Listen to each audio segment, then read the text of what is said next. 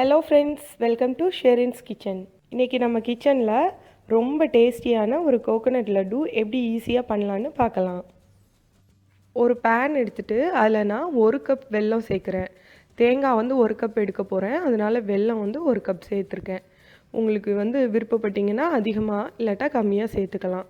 இந்த வெல்லத்தில் ஒரு அரை கப் அளவுக்கு தண்ணி சேர்த்துட்டு நல்லா கரைய விட்டுக்கலாம்.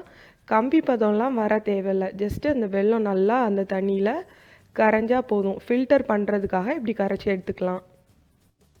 பாருங்கள், வெல்லம் நல்லா கரைஞ்சிருச்சு. இனி இதை தனியாக நம்ம எடுத்து வச்சுக்கலாம். பாருங்கள், நான் வேறு ஒரு கனமான பாத்திரமாக எடுத்துருக்கேன். அதில் 2 டேபிள் ஸ்பூன் அளவுக்கு நெய் சேர்த்துருக்கேன். உங்களுக்கு நெய் பிடிக்கலன்னா எண்ணெய் கூட சேர்த்துக்கலாம். நம்ம சேர்த்த நெய் நல்லா சூடாயிடுச்சு.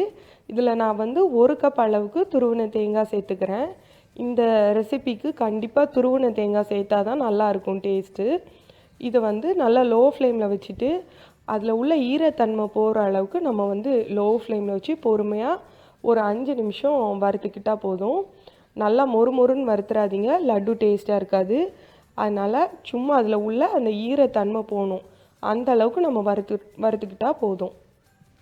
இப்போ தேங்காய் நல்லா வறுபட்டுருச்சு. இதுதான் கரெக்டான ஸ்டேஜு. நம்ம ஏற்கனவே கரைச்சி வச்சுருந்தோம்ல வெல்லம், அதை நல்லா ஃபில்டர் பண்ணிவிட்டு இதில் சேர்த்துக்கலாம். நான் இதில் 1 சிட்டிகை அளவுக்கு உப்பு சேர்த்துருக்கேன். உப்பு இந்த மாதிரி 1 சிட்டிகை சேர்க்கும்போது அந்த இனிப்போட அளவை அதிகப்படுத்தி காட்டும், நல்லாவும் இருக்கும். நீங்கள் அதிகமாக சேர்த்துறாதீங்க, ஜஸ்ட்டு 1 பிஞ்ச் சேர்த்தா போதும். இது கூட ஒரு 1/4 டீஸ்பூன் அளவுக்கு ஏலக்காய் தூளும் சேர்த்துட்டு இதை நல்லா ஒரு வாட்டி கலந்து விட்டுடலாம். நம்ம ஃபர்ஸ்டே ஒரு பிளேட்டில் நல்லா நெய் தடவி வச்சுக்கலாம்.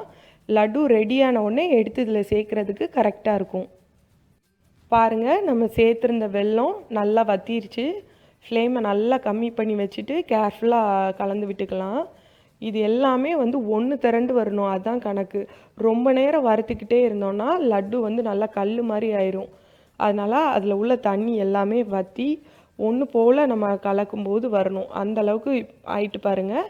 இப்போ நான் ஃப்ளேமை ஸ்விட்ச் ஆஃப் பண்ணிவிட்டு உடனடியாக நம்ம க்ரீஸ் பண்ணி வச்சுருக்கோம்ல அந்த பிளேட்டில் இதை மாற்றிட்டு நல்லா ஆற வச்சுக்கலாம்.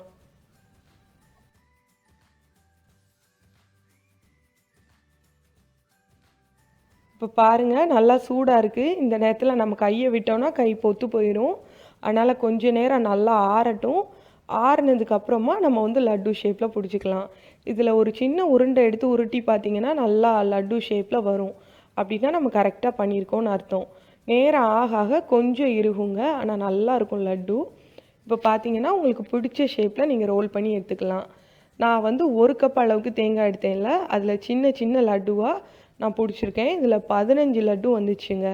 ரொம்ப டேஸ்ட்டாக இருந்துச்சு. நீங்கள் வச்சிங்கன்னா ஒரு நாள் கூட வீட்டில் இருக்காது, ஃபாஸ்ட்டாக காலி ஆயிரும். இது அப்படி ஒரு தேங்காய் சாக்லேட் சாப்பிட்டோன்னா எப்படி இருக்கும் அந்த மாதிரி இருக்கும். ரொம்ப டேஸ்ட்டாக இருக்கும். இந்த ஃபெஸ்டிவலுக்கு உங்கள் வீட்டில் நீங்கள் இதை ட்ரை பண்ணி பாருங்கள்.